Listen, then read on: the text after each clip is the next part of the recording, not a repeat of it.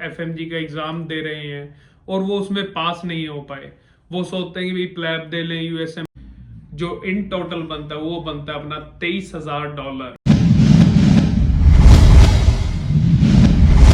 Hello everyone, I am Dr. Kubesh Sharma. Welcome back to my channel. I hope you all are doing well.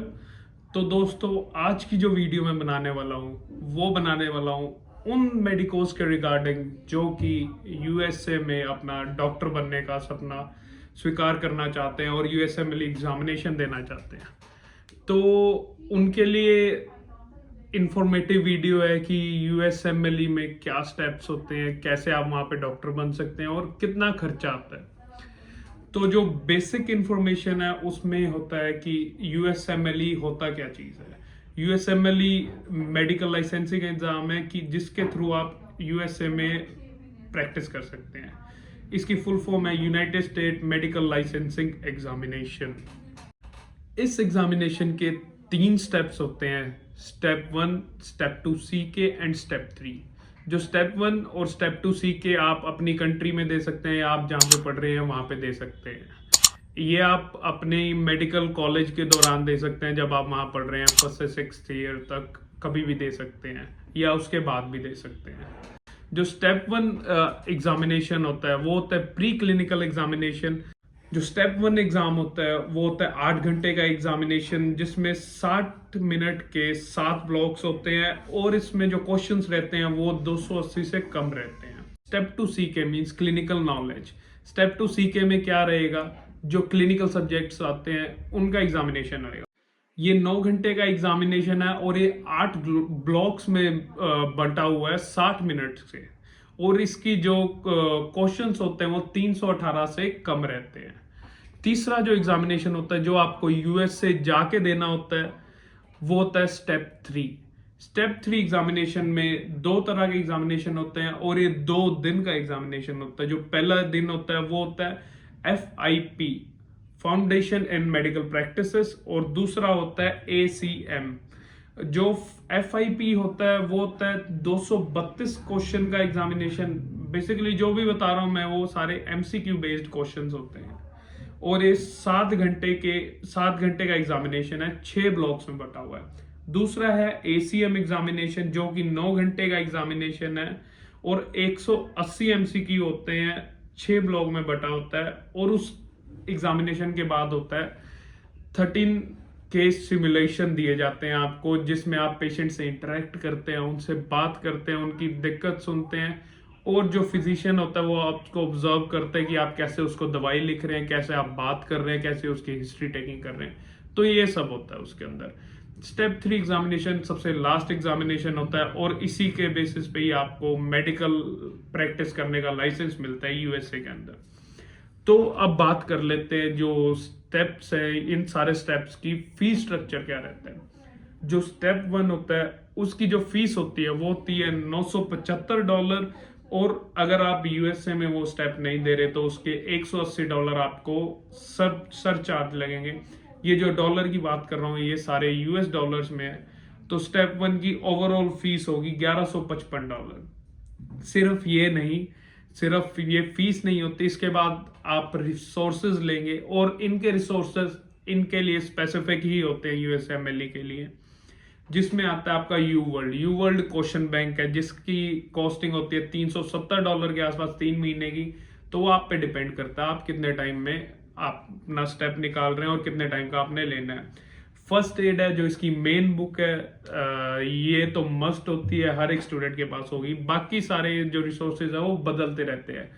फिर तीसरा आता है boards and बियॉन्ड्स। इसमें सारी subjects की videos होती हैं और आप इसमें से मटेरियल लेके इसमें से पढ़ सकते हैं, जो कि $129 का रहता है 3 महीने के लिए। और एक होता है स्केची, जिसमें फार्मा और माइक्रोबायोलॉजी के एनिमेशंस बना के उनको काफी इजी किया जाता है। जो अपना अगला आ गया वो है पैथोमा, जो कि पैथोलॉजी के लिए यूएसएमएलई स्पेसिफिक बुक है।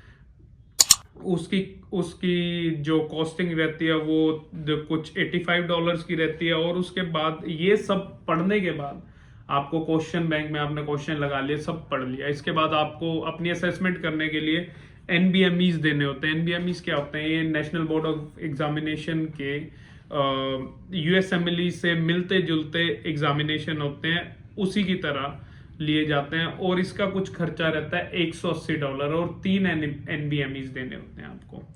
तो ये सब कुछ मिला के जो टोटल खर्चा है स्टेप 1 का, वो रहता है कुछ $2500 से $3000 का। अब जो इसको पास करने के बाद आप स्टेप 2 CK देंगे, इसमें ऐसा नहीं होता कि आप स्टेप 1 दें या स्टेप 2 CK। आप स्टेप 2 CK भी पहले दे सकते हैं, स्टेप 1 भी पहले दे सकते हैं, डिपेंड करता है। अगर आप फर्स्ट से थर्ड ईयर तक दे रहे हैं तो आप स्टेप 1 देना चाहिए, आपको प्री क्लिनिकल अच्छे आते हैं। अगर आप MBBS के बाद दे रहे हैं आपके, क्योंकि क्लिनिकल सब्जेक्ट उस टाइम स्ट्रांग होंगे, तो आप स्टेप 2 CK भी दे सकते हैं। पर कहा जाता है कि स्टेप 1 ही स्टेप 2 CK का बेस है, तो स्टेप 1 पहले दे तो अच्छा रहता है। स्टेप 2 CK में जो अगला एग्जामिनेशन है अपना, स्टेप 2 CK की जो फीस रहती है वो सेम होती है $975, पर इसका सर चार्ज थोड़ा सा ज्यादा है, जो कि होगा $200। इसका टोटल हो गया $1175। और जो रिसोर्सेज मैंने बताए हैं उसको मिला जुला के ये भी कुछ सिमिलर 2000 से 2500 से $3000 के बीच में $3000 के बीच में पड़ जाता है। आपने स्टेप 1 दे दिया, स्टेप 2 दे दिया, फिर आपको एक और एग्जामिनेशन देना होता है जो कि मेडिकल से थोड़ा सा रिलेटेड होता है, पर मोर रिलेटेड होता है इंग्लिश के। उसको कहते हैं OET, ऑक्यूपेशनल इंग्लिश टेस्ट। तो ये देना होता है, इसका कुछ खर्चा आता है $500। इसके बाद आपको जाना होगा US से, आपको वीजा अप्लाई करना होगा जिसका टाइप होता है B1 या B2, और जिसका खर्चा रहता है अप्रोक्सीमेटली $170 के आसपास। आपको वीजा अप्लाई करते टाइम एक चीज ध्यान रखनी होगी कि जो फ्लाइट्स होगी वो राउंड ट्रिप की होगी, मतलब टू एंड फ्रो, मतलब जाने और आने की दोनों की फ्लाइट होगी। सिंगल साइड की फ्लाइट पे आप नहीं जा सकते। तो ये हो गया, इसका कुछ खर्चा आएगा $1000 से $2000, डिफर करता है टाइम पे। कभी $2500 की भी हो जाती है, कभी 3000 की भी हो जाती है। मतलब नॉर्मली $1000 से $2000 का प्राइस चलता है। वहां जाके आपको करने होंगे इलेक्टिव्स। स्टेप 3 के लिए अपीयर होना होगा, स्टेप 3 दे देंगे आप, इलेक्टिव्स होंगे। उसके बाद इलेक्टिव्स में क्या होता है, इलेक्टिव्स और जिसको क्लर्कशिप भी कह सकते हैं, ये होता है कि आपको जो अमेरिका की जो मेडिकल फैसिलिटीज हैं और मेडिकल सिस्टम है उसमें ढालने के लिए, तो आपकी अलग अलग फिजिशियंस के साथ मिनिमम 3 इलेक्टिव्स चाहिए होते हैं, अलग अलग फिजिशियन के साथ, जिनके साथ आप राउंड पे जाएंगे, उनको देखेंगे वो पेशेंट के साथ कैसे इंटरेक्ट कर रहे हैं, मतलब सारे मेडिकल सिस्टम को समझेंगे। तो एक इलेक्टिव का खर्चा कुछ आता है $0 से लेके $5000 से, हाँ काफी रेंज का फर्क है। तो ये प्राइवेट इलेक्टिव्स होते हैं, तो हर एक हॉस्पिटल का अलग अलग प्राइस रहता है। जो नॉर्मल खर्चा होता है वो होता है $1500 से $2000 से $2500। $1500 से $2500 के बीच में आपको इलेक्टिव मिल जाएगा। और आपको हर एक फिजिशियन से लेटर ऑफ रिकमेंडेशन, जिसको LOR कहते हैं वहां पर स्लैंग में, तो LOR मिलने के बाद LOR में क्या मेंशन होता है, आपका एक्सपीरियंस, आपका बिहेवियर और आपकी स्किल्स, सब कुछ मेंशन करके देगा फिजिशियन अपने एंड की तरफ से। फिर ये सब होने के बाद, इलेक्टिव्स होने के बाद जो मोटा मोटा खर्चा था वो हमारा कवर हो गया। तो जाएंगे मैचिंग के लिए। मैचिंग में जाएंगे तो सबसे पहले मैचिंग में जाने के बाद सबसे पहला प्रोसीजर आता है, वो होता है इरास टोकन, जिसका खर्चा आता है $150 के आसपास। और उसके बाद होता है NRMP टोकन, जिसका खर्चा रहता है कुछ $85 के आसपास। तो ये अप्लाई करने के बाद, दोनों टोकन अप्लाई करने के बाद आपको सारे प्रोग्राम्स में अप्लाई करना पड़ेगा। यहाँ पे वो सीन नहीं है कि आप एक जगह एग्जामिनेशन देंगे और आपका अपने आप हो जाएगा। आपको अलग अलग प्रोग्राम्स में अप्लाई करना पड़ेगा। जो इनकी भी प्रोग्राम्स में अप्लाई करने के भी पैसे भरने पड़ते हैं। जी सही सुना आपने। और ये कम से कम 100 से 150 प्रोग्राम ऐसे हमें अप्लाई करने पड़ते हैं। जो पहले 10 प्रोग्राम का जो प्राइस लिस्ट होती है वो रहता है $100, टू बी प्रिसाइज $99 पर प्रोग्राम, पहले 10 प्रोग्राम के लिए।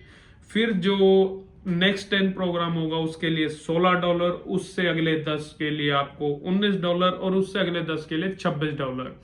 ऐसे ही आपको नेक्स्ट कर करके आपको पूरे 100 से 150 प्रोग्राम में आपको अप्लाई करना पड़ेगा।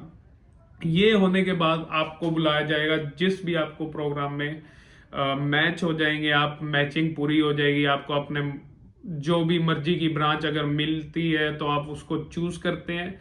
उसके बाद आपको बुलाया जाएगा इंटरव्यूज के लिए। तो इंटरव्यूज के लिए मिनिमम जो इंटरव्यूज होते हैं वो 3 to 5 रहते हैं, और ये यूनाइटेड स्टेट्स ऑफ अमेरिका के अलग अलग स्टेट्स में रहेंगे। तो यहाँ पे आने जाने का भी खर्चा होगा जिसका अप्रोक्सीमेटली रहता है $500 से $800 तक का। और उसके बाद जो इंटरव्यूज होने के बाद सब जो प्रोसेस है वो कंप्लीट हो जाता है। तो इसमें हमारा क्या नहीं कवर हुआ, जो रहने सहने का खर्चा, वहां पे जो रहने सहने का 3 महीने का अप्रोक्सीमेटली खर्चा आता है वो रहता है अपना $3,000 से $5,000 का, जिसमें आप रहना भी हो जाएगा और आपका खाना भी हो जाएगा। और पर मंथ का हेल्थ इंश्योरेंस होएगा जिसका खर्चा होता है $100 पर मंथ। और जब आप हॉस्पिटल में जाएंगे तो आपको माल प्रैक्टिस का इंश्योरेंस होता है जिसका रहता है $300 पर मंथ का, तो $900 ये लगा के चलिए। तो ये होने के बाद जब आप इंडिया आएंगे तो आपको 3 महीने के बाद वापस से इंडिया जाना पड़ेगा, आपको रिटर्न राउंड ट्रिप की एक और टिकट करानी पड़ेगी। ये सब होने के बाद जिसका फिर से $2,000 से $3,000 का खर्चा आएगा। जी मैं समझ रहा हूँ आपकी बात कि ये इतना सारा खर्चा गिनवाई जा रहा, पर ये ट्रुथ है। मेरे को भी, मैंने 3rd ईयर में जब EFMG में अप्लाई करा था, मेरे को भी नहीं पता था कि भाई ये इतना सारा खर्चा आ जाता है, पर ये सब करना मस्ट है और ये करना ही पड़ता है। तो इस काफी लोग इस बुलेखे में है कि $975 की 2 एग्जामिनेशन आएंगे, दैट्स इट, पर ये ऐसा बिल्कुल नहीं है। तो उसके बाद आप इंडिया आएंगे, राउंड ट्रिप की फिर से टिकट कराएंगे, फिर आपका J1 वीजा लगेगा जिसका खर्चा कुछ $500 से $1,000 का आएगा। तो दोस्तों ये जो सारा प्रोसेस था इसका ये कॉस्ट है USMLE पास करने का, वहां पे डॉक्टर बनने का। जब आपको मैचिंग हो जाएगी तो पूरे खर्चे का वो मिला के जो इन टोटल बनता है वो बनता है अपना $23,000, जो कि अप्रोक्सीमेटली होता है अपना 20 लाख के आसपास, टू बी प्रिसाइज 19,40,000 के आसपास ये रहेगा। तो जो भी बंदा USMLE देने की सोच रहा है तो ये सारी बातें अपने दिमाग में रख के सोचें और तभी USMLE के लिए स्टेप उठाएं। और स्पेशली FMGs के लिए जो फॉरेन मेडिकल ग्रेजुएट्स बाहर से पढ़ के आए हैं और इंडिया में जो FMG का एग्जाम दे रहे हैं और वो उसमें पास नहीं हो पाए, वो सोचते हैं कि भाई प्लैब दे लें, USMLE दे लें, AMC दे लें, ऑस्ट्रेलिया मेडिकल काउंसिल का, पर ऐसा नहीं है भाई। पहले अपना FMG पास करो फिर कुछ और सोचो, क्योंकि आप वहां पे 20 लाख रुपए खर्च भी देंगे फिर भी आपको गारंटी नहीं आपकी मर्जी की ब्रांच मिलेगी। और USMLE जो FMG से है वो काफी ही टफ है। ये मत सोचिएगा कि बाहर के एग्जामिनेशन बहुत ही हल्के लेवल के एग्जामिनेशन है, इंडिया से काफी ही ज्यादा टफ है। तो पहले अपना FMG क्लियर कीजिए, आपको ये तो हो जाएगा कि आपकी जो 70-80 हजार 1 लाख रुपए तनख्वाह आने लग जाएगी, आपको ये दाल रोटी की तो कोई दिक्कत नहीं रहेगी भाई। आप 20 लाख रुपए लगा देंगे तो भी आपकी गारंटी नहीं है कि आप USA में डॉक्टर प्रैक्टिस कर सकते हैं, क्योंकि मेरे नॉन में कई दोस्त हैं, मैंने USMLE नहीं दिया खुद, पर मेरे को ये सारी इंफॉर्मेशन जो USMLE दे चुके हैं उनसे मिली है और ये सारी ऑफिशियल इंफॉर्मेशन है। तो कई लोग ऐसे भी हैं जिनके स्टेप 1 स्टेप 2 सीखे हो गए, उनको वीजा ही नहीं दे रही USA की गवर्नमेंट, 2 बार अप्लाई कर दिया, 2 बार रिजेक्शन लगा दी। वहां पे जा रहे हैं USMLE देने, उनको अपनी मर्जी की ब्रांच नहीं मिल रही, वहां पे जाके इंटरव्यू में उनको रिजेक्ट कर दिया गया। तो ये सब बातें, अगर कोई चीज बहुत अच्छी है तो हर एक चीज के प्रोस भी हैं और कॉन्स भी हैं। तो रिस्क मैनेजमेंट हर टाइम करके चलिए अपने। अगर आप FMGs हैं तो सबसे पहला टास्क आपका होना चाहिए कि इंडिया में अपना लाइसेंस लेना और FMG क्लियर करना, फिर ही और इधर उधर की सोचिए। तो होप करता हूं आपको मेरी वीडियो अच्छी लगी होगी। अगर कोई बात गलत कह दी हो तो मेरी तरफ से सॉरी। वीडियो अच्छी लगी हो तो लाइक कीजिएगा और कमेंट करके बताइएगा कि वीडियो आपको कैसी लगी और क्या क्या मेरे को चेंजेस करने चाहिए वीडियोस में। और अगर कोई भी क्वेश्चन हो तो किसी मर्जी टाइम मुझे कमेंट कर दीजिएगा, या फिर मेरे इंस्टाग्राम पे मुझे डीएम करिए, जिसका जो टाइटल है मैं डाल देता हूँ CABBY शर्मा, कैबी शर्मा मेरी यूजर आईडी है इंस्टाग्राम की। और मेरे चैनल को सब्सक्राइब करना ना भूलिए ताकि मैं ऐसी वीडियोस और बनाता रहूँ। Thank you so much.